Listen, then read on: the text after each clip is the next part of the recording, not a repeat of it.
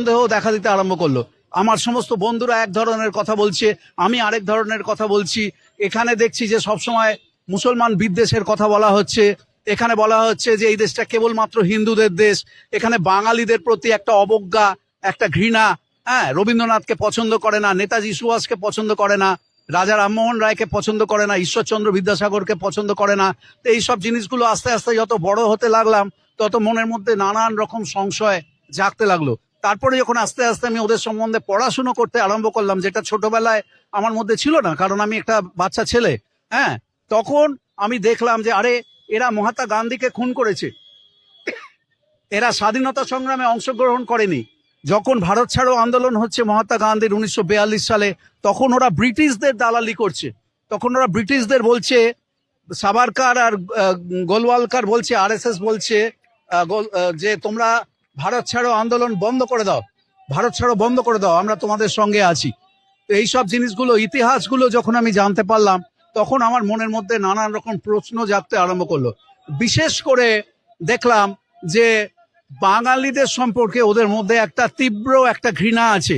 বাঙালিদের যে উদার নৈতিক যে মনোভাব, আমাদের যে ধর্মনিরপেক্ষতার যে মনোভাব, আমাদের যে নারী স্বাধীনতার যে মনোভাব, এগুলো তো একদিনে হয়নি।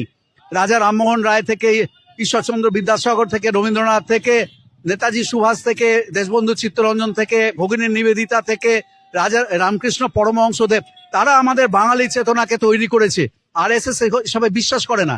তাদের ক্যাম্পে কখনো জাতীয় পতাকা তোলা হয় না, জাতীয় পতাকা তোলা হয় না, কখনো জাতীয় পতাকা তোলা হয় না। আমার 20 বছরের আরএসএস এর জীবনে আমি কোনোদিনও আরএসএস এর শাখায় বা কোনো ক্যাম্পে আমাদের দেশের জাতীয় পতাকা তুলতে দেখিনি।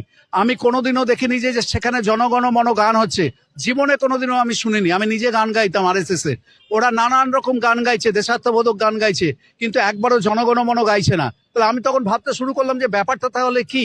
ভালো করে খোঁজ খবর করে, বন্ধু বান্ধবদের কাছে খোঁজ খবর করে, পড়াশুনো করে, সংগ্রহ করে যখন বুঝতে পারলাম যে এটা আমার যে জীবনের যে আদর্শ, আমার যে জীবনের যে ব্রত, আমি যেভাবে বাঙালিত্বে বিশ্বাস করি, আমি যেভাবে নারী স্বাধীনতায় বিশ্বাস করি, আমি যেভাবে বিজ্ঞান মনস্কতায় বিশ্বাস করি, এরা তার সবকিছুর বিরুদ্ধে। এবং এরা বাঙালিদেরকে অন্তর থেকে ঘৃণা করে, এবং এরা মুসলিমদেরকে, খ্রিস্টানদেরকে অন্তর থেকে ঘৃণা করে।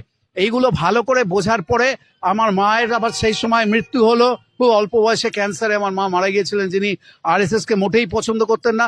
এই সব কিছু একসঙ্গে জড়ো করে তখন আমার মনে হলো এবারে একটা সময় এসেছে যখন আমার এদের থেকে চিরকালের মতো সরে আসা দরকার।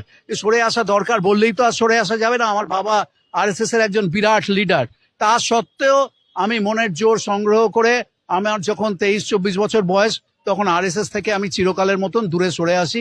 এবং তারপর থেকে আমি আমেরিকায় চলে যাওয়ার পর থেকে আরো অনেক পড়াশুনো করে, অনেক খোঁজ খবর করে আরএসএস এর বিরুদ্ধে, প্যাসিজমের বিরুদ্ধে, উগ্র হিন্দুত্ববাদ, উগ্র ইসলাম, উগ্র খ্রিস্টানিটি, যে কোনো উগ্রপন্থী রাজনীতির বিরুদ্ধে আমি একটানা কাজ করে যাচ্ছি।